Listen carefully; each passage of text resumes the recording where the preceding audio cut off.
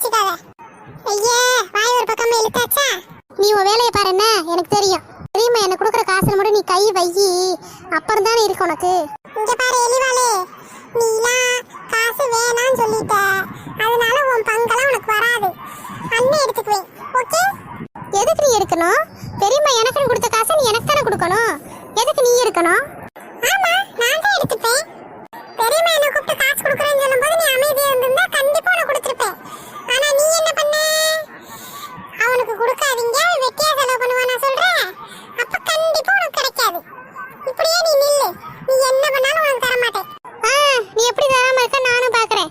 பெரியம்மா காட்டு காசு கொடுக்கட்டும்டி.